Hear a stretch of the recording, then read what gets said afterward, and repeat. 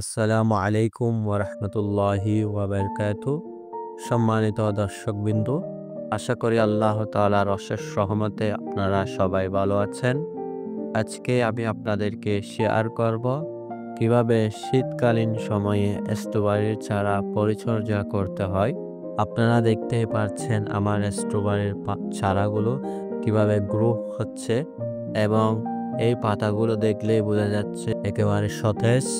কারণ হচ্ছে আমি স্ট্রবেরির চারাগুলোর মধ্যে পর্যাপ্ত পরিমাণের জৈব সার দিয়েছিলাম, এবং প্রতিদিন মিনিমাম 5 থেকে 6 ঘন্টা রোদে রাখি, বাকি সময় ছায়ার মধ্যে রাখার চেষ্টা করি।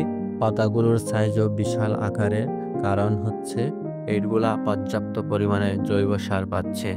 আর একটা বিষয় আপনাদের খেয়াল রাখতে হবে, এখন তীব্র রোদের কারণে অনেক সময় স্ট্রবেরির চারা মারা যায়।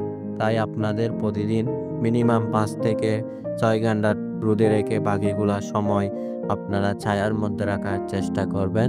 আর পর্যাপ্ত পরিমাণের পানি দিতে হবে।